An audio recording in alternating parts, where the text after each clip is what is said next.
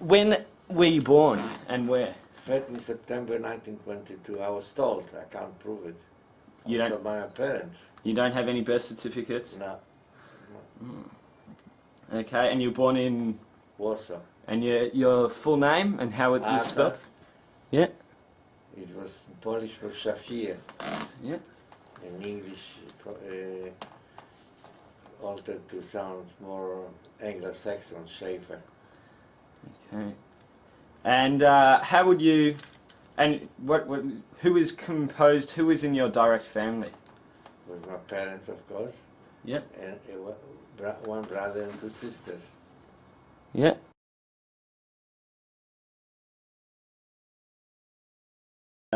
At what point in time could you establish that things were really going to get out of hand, things were really bad, and maybe Polish Jewry would be a target? Would say Kristallnacht, would that spell? No, they still didn't think it was. Still didn't think? No, I didn't think it was. A lot of Jews, Polish Jews, were thrown out from Germany. They didn't have citizenship. They were sent, lying, deported to on the border. It's a no man's land. They're there for a while. Between Poland and Germany. Germany, so the no man's land. They were there for a while. Eventually, they were allowed entry into Poland, but people were concerned. But life went on. Life went on. And when Kristallnacht broke out, what did you think? Did you? Well, just people were upset about it, but really, again, it was far. Those days, it was considered quite far away, and didn't think didn't have much effect. And on October 12, 1940, there was a decree to establish a Warsaw ghetto. Yeah. So your family obviously had to. Unfortunately, our place we were living was outside the ghetto, so you had to. You have to move. Yeah. And you moved in shortly, or? Well, you had to move. You had no choice. You had to move, unless you try. I don't think anybody tried to live on the Polish side. I doubt it. I don't know. I didn't know of anybody. And we moved. My father found another apartment. In the ghetto? Out in the ghetto, yeah. You found there were two ghettos, a small ghetto and a big ghetto. Yeah. And a little bridge running over.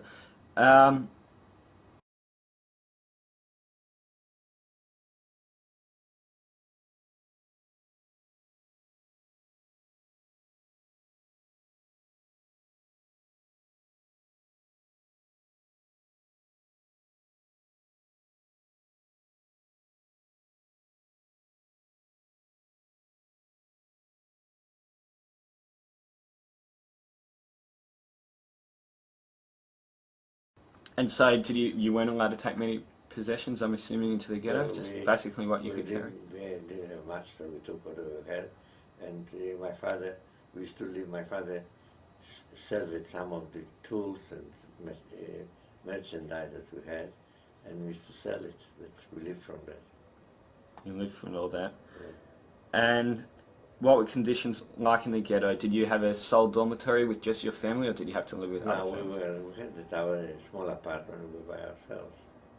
Didn't have to share. You didn't have to share? No. And how would you go about getting food in the ghetto? Coupons, were given coupons. But it was minimal, wasn't it? Council, bread, and there was no meat. No meat? The rest, when I used to buy the rest, there was not enough because I used to buy on the black market. It was, you could buy practically everything. Of course, it was much higher prices that was on the coupons. And did you go hungry often in the ghetto? Not really. We didn't have too much, but we had enough to eat. It was My mother sufficient. used to manage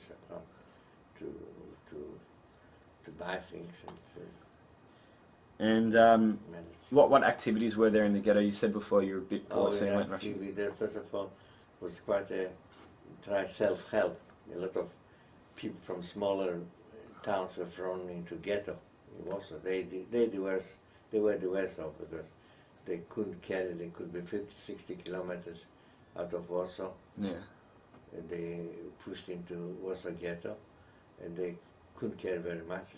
They had very little themselves, so they used to make functions for the balls and things like that. So tried to collect some money. So, and then it was I was active a bit in it. Then some medical assistance For these the people? offices, not our, just the For office everyone. side, and people coming down, and they the people from small towns and villages. They were the first one to die. Actually, they didn't have They had nothing. nothing. They couldn't bring. We could sell something of our possessions, but they just what they brought. There was very little. So Okay. they were worse one.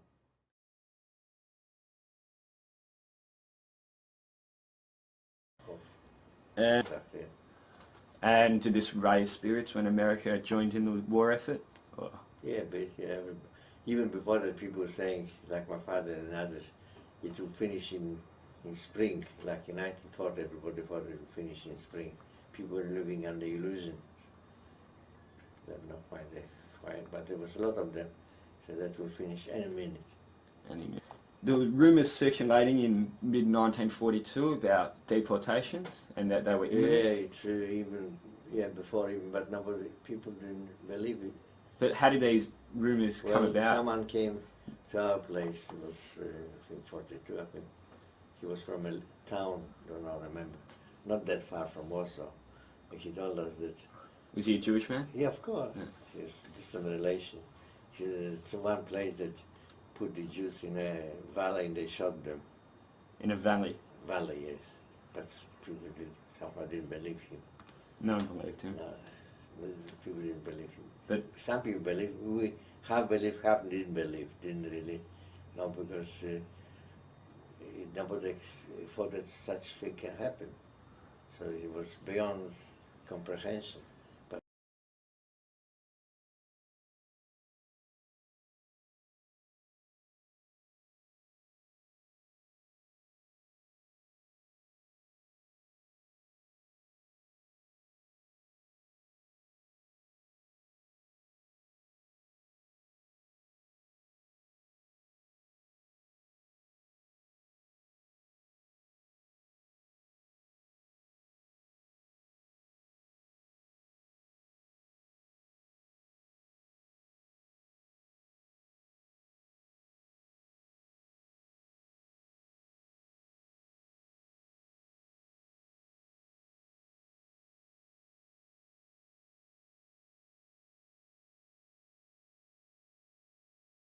Germans were conducting from time to time killings in the In the ghetto. ghetto. Active yeah, people. Linde, for instance, was 1942 in April. April. Was he was a very active person. Him and in Heinrich. Warsaw. Was killed. A few others were. I have here in my notes that on April 18, 1942, there were mass killings in the Warsaw Ghetto. I think that seems. It was maybe a few hundred people. I think that seems portrayed in The Pianist, the movie. I think. Yeah, I think so. Yeah.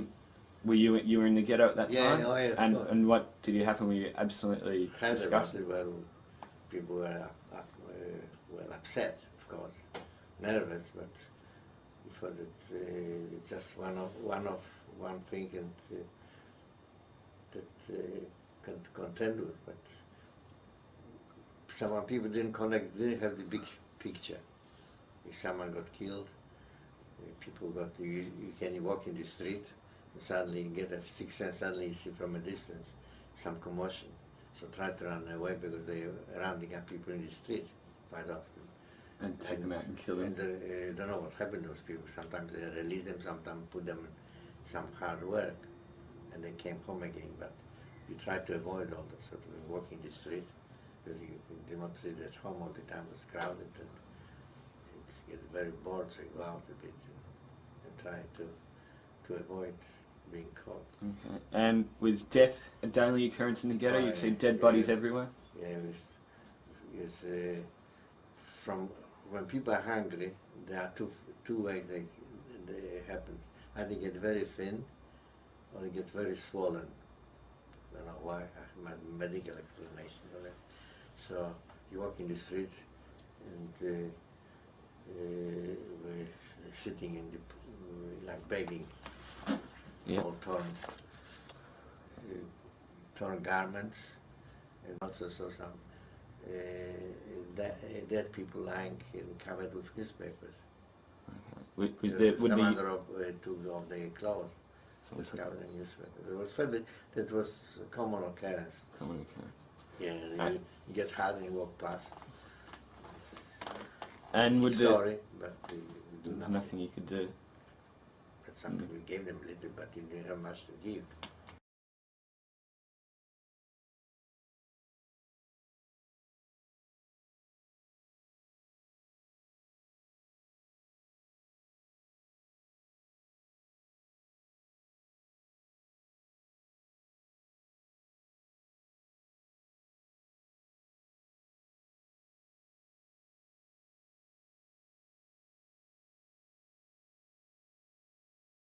Why would he do this?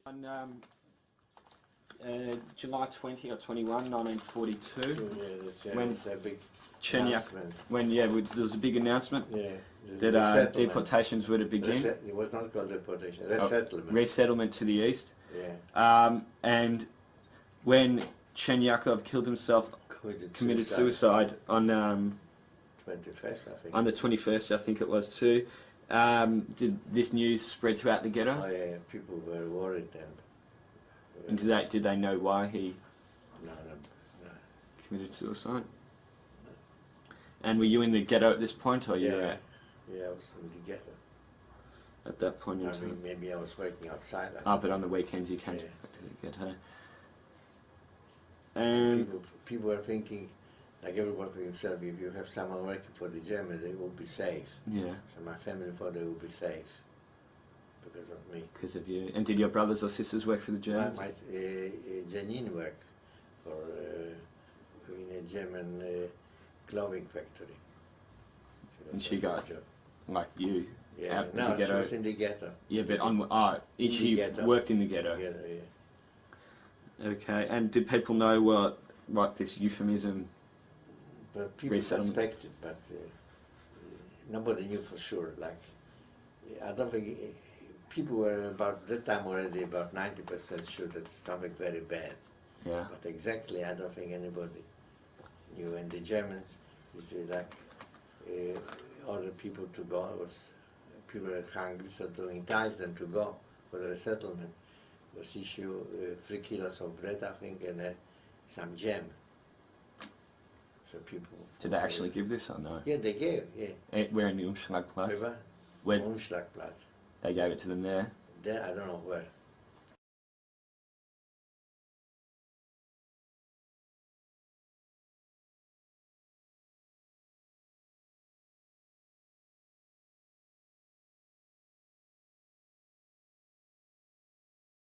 There was suspicion. There was suspicion. It's nothing good. But I don't think anybody knew they're going to burn them in Treblinka. I don't think. Anybody knew that? I don't think so. Maybe some knew, but majority of the people were just fearful. But I don't think they were sure. And was your family deported in the first phase of Yeah, deportation? 18th of August. 42. I came back from On the weekend you came back. yeah, they were gone. They were gone. And did you ask Jewish police or anyone what No happened? one to ask. You knew what No one to ask. They were gone. happened. Any did they leave anything behind? Any luggage or? Nah, just nothing. It was just a mess in the flat. It's nothing. They were gone. And where was Janine? And Janine was, I don't know, she had less contact. She must have been working somewhere in the ghetto.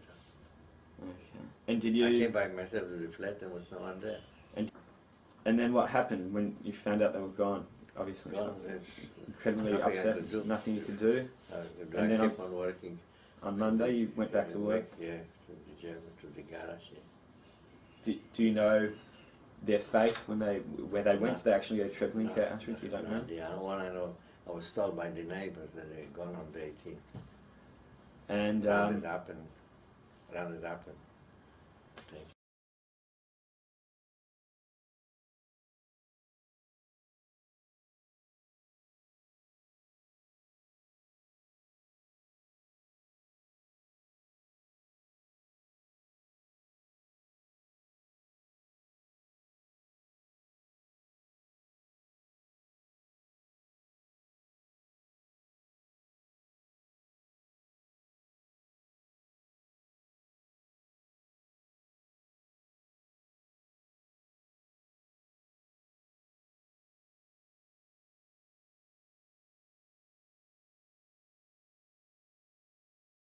And this time, did you ever hold out any hope of meeting any of your family, or by then?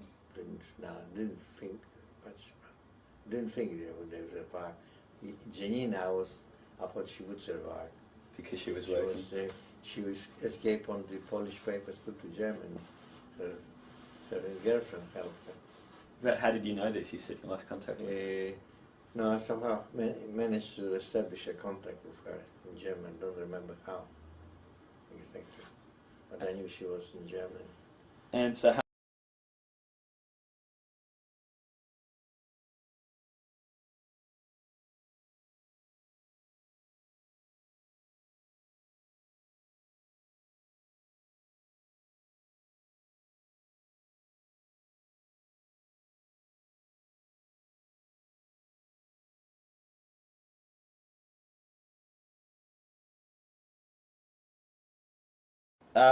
in June 1944, the Allies landed on Normandy, in France. Did this news circulate to you?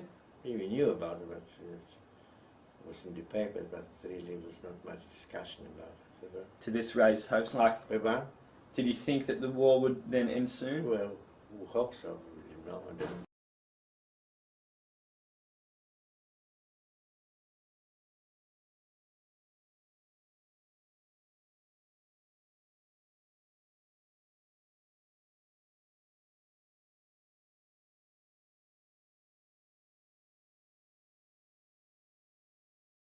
about a year.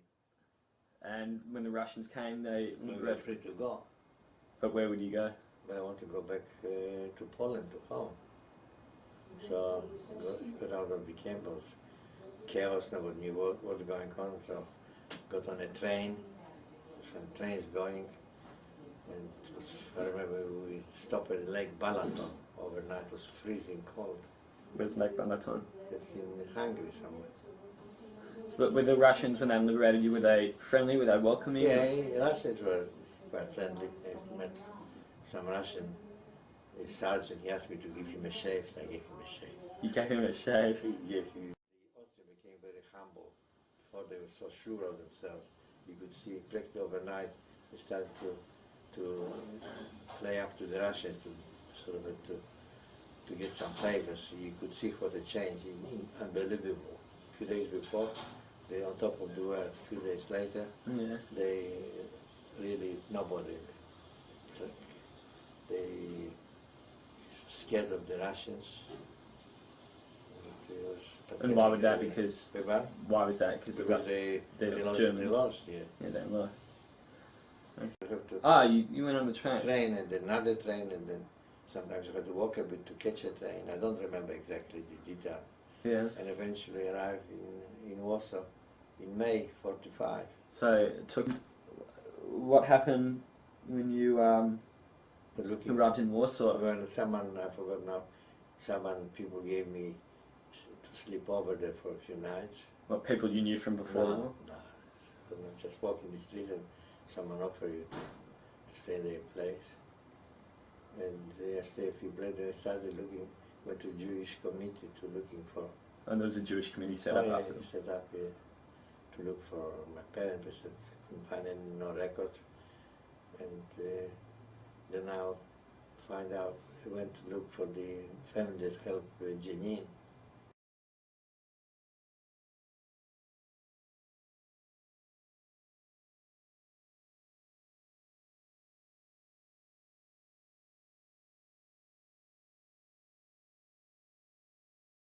And what were you going to do in France? In France I was going to look for my uncle, because I knew I had an uncle. And that was your dad's brother? Yeah. He left Poland in 1900s, before the First World War, because a lot of Jews used to run away from Russia to escape the obligatory military service. He was one of them. So I knew he worked for Peugeot. The car maker? Yeah. So what happened to him during the war? He was hidden, he was hiding. Some French woman saved him. He ran away from Paris because he knew in the block of flats he lived, everybody knows who you are, you know. It's a concierge in every block. How do you know he was still alive? Well, I hope he was alive. Oh, you hope. So I went I slept overnight when I arrived in Paris. By train. By train, I slept overnight in metro station. It was May, it was warm already. Was it still pandemonium sort of? Like Yeah, it was to get chaos? some papers here, but it wasn't bad. And I went there. They gave me a address where he lived. So I went. Then outside the block of flats, I met Janine. That, and what was, when you met her, was it just utter disbelief or? Yeah, you never expected, what happened. Same on her part as well. And I was that.